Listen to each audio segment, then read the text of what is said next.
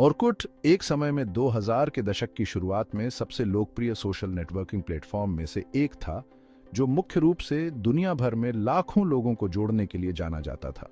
Google द्वारा launch किया गया, यह मुख्य रूप से ब्राजील और भारत जैसे देशों में व्यापक रूप से उपयोग किया गया, जो फेसबुक के वैश्विक प्रभुत्व का अग्रदूत बन गया।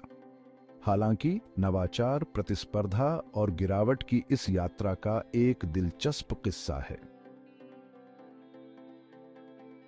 ऑर्कुट को गूगल कर्मचारी ऑर्कुट ब्यूकॉक्टेन, एक तुर्की सॉफ्टवेयर इंजीनियर द्वारा 24 जनवरी 2004 को बनाया गया था। इस प्लेटफॉर्म को लोगों को नए दोस्त बनाने और दूसरों के साथ जुड़ने में मदद करने के लिए डिजाइन किया गया था, जो इसे शुरुआती सोशल नेटवर्किंग साइट्स में से एक बनाता है। इसके समकालीनों के विपरीत ऑर्कुट ने समुदायों के निर्माण पर ध्यान केंद्रित किया और उपयोगकर्ताओं को स्क्रैप्स, प्रशंसा पत्र और निजी संदेशों के माध्यम से बातचीत करने की अनुमति दी।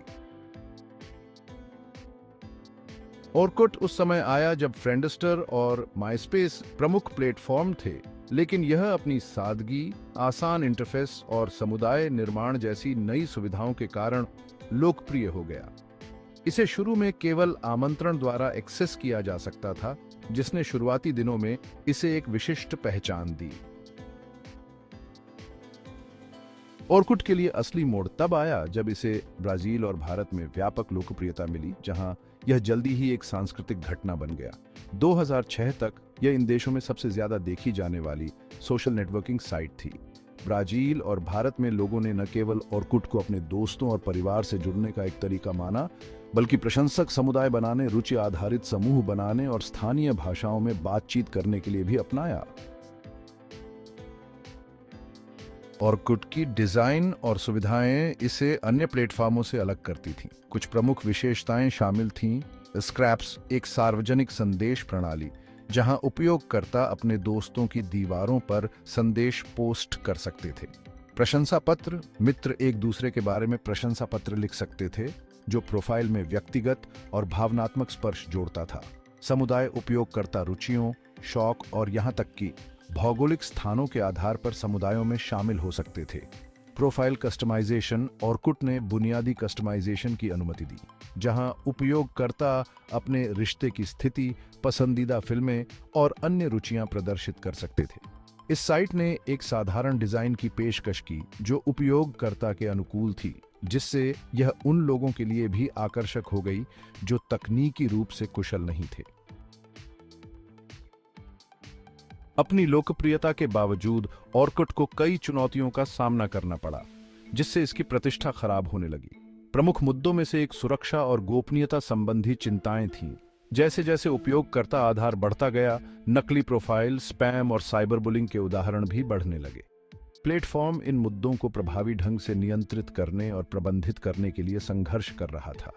इसके अलावा ऑर्कुट कुछ समुदायों के लिए बदनाम हो गया, जो घृणास्पद भाषण, अनुचित सामग्री और यहां तक कि अवैध गतिविधियों को बढ़ावा देते थे। गूगल को कई बार उन समुदायों को हटाने के लिए कदम उठाने पड़े जिन्होंने उनकी नीतियों का उल्लंघन किया, लेकिन तब तक नुकसान हो चुका था। 2007 तक फेसबुक तेजी से बढ़ रहा था और ऑर्कुट के लिए एक महत्वपूर्ण प्रतियोगी बनने लगा।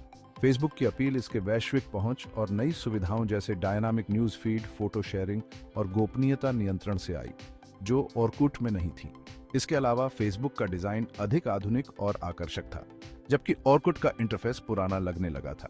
फेसबुक का उपयोगकर्ताओं के लिए वैश्विक पहुंच के साथ साथ इसकी तेजी से नवाचार ने ऑर्कुट से उपयोगकर्ताओं को दूर करना शुरू कर दिया। ब्राजील और भारत में जहां ऑर्कुट कभी सर्वोच्च था, 2010 तक फेसबुक की लोकप्रियता तेजी से बढ़ने लगी, जिससे बड़े पैमाने पर उपयोगकर्ता पलायन हुआ।